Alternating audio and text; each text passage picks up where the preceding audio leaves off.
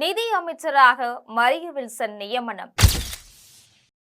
செங்கோட்டையன் இலாகா மாற்றம். முதல்வர் விஜய் அதிரடி.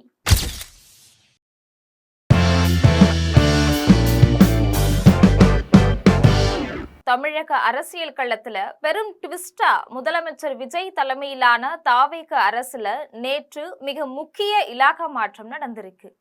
புதிய அமைச்சரவை விரிவாக்கத்தை தொடர்ந்து நிதி அமைச்சராக ஆர்கே நகர் எம்எல்ஏ மரிய வில்சன் நியமிக்கப்பட்டிருக்கிறார். ஏற்கனவே நிதி அமைச்சராக இருந்த KA செங்கோட்டையனுக்கு வருவாய்த்துறை மற்றும் பேரிடர் மேலாண்மை துறை மாற்றி ஒதுக்கப்பட்டிருக்கு. இந்த அதிரடி இலாகா மாற்றம் கோட்டை வட்டாரத்துல மிகப்பெரிய விவாதத்தை கிளப்பி இருக்கு. நேற்றைய அமைச்சரவை விரிவாக்கத்துல சென்னைக்கு கூடுதலான முக்கியத்துவத்தை கொடுத்து ஆர்கே நகர் எம்எல்ஏ மரிய வில்சனுக்கு அமைச்சர் பதவி வழங்கப்பட்டது நிறைய பேரை கவனிக்க வச்சது.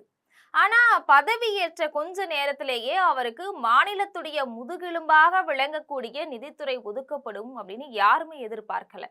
ஆர்கே நகர் தொகுதி எம்எல்ஏவும் ஜேபிஆர் மருமகனுமான மரிய வில்சனுக்கு நிதி, திட்டமிடல் மற்றும் மேம்பாட்டுத்துறையை ஒதுக்கி இருக்கிறாரு முதலமைச்சர் விஜய்.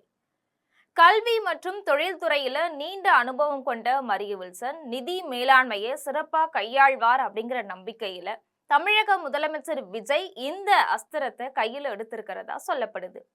வட சென்னை மற்றும் சென்னை மத்திய பகுதிக்கு ரொம்பவும் முக்கியமான அதிகாரத்தை இதன் மூலமா முதலமைச்சர் விஜய் வழங்கி இருக்கிறாரு. தாவேக அரசு ஆட்சி பொறுப்பேற்ற மே 10ஆம் தேதி கட்சியுடைய உயர்மட்ட குழு ஒருங்கிணைப்பாளரும் 10 முறை சட்டமன்ற உறுப்பினருமான சீனியர் KA செங்கோட்டையனுக்கு நிதித்துறை கொடுக்கப்பட்டுச்சு. இப்போ அவர்கிட்ட இருந்து நிதித்துறை திரும்ப பெறப்பட்டு வருவாய்த்துறை மற்றும் பேரிடர் மேலாண்மை துறை ஒதுக்கப்பட்டிருக்கு.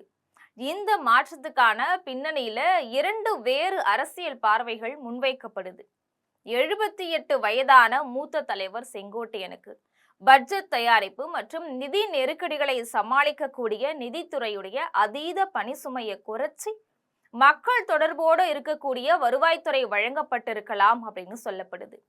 தமிழகத்துடைய ஒவ்வொரு கிராமப்புற பகுதிகளையுமே அடிமட்ட நிர்வாக அமைப்புகளையுமே விரல் நுனியில வச்சிருக்கக்கூடிய செங்கோட்டையன் வருவாய்த்துறையை ரொம்ப சிறப்பா வழிநடத்த முடியும் அப்படின்னு விஜய் கணக்கு போட்டுக்கலாம் அப்படின்னு சொல்லப்படுது.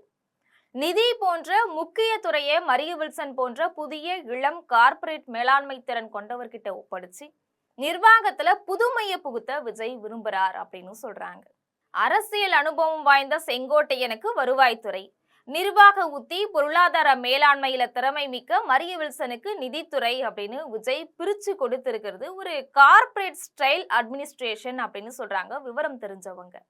தாவேக அரசுடைய முதல் முழுமையான பட்ஜெட்டை தயாரிக்கக்கூடிய மிகப்பெரிய பொறுப்பு இப்ப நேரடியா புதிய நிதி அமைச்சர் மரிய வில்சன் தோள்கள்ல விழுந்திருக்கு.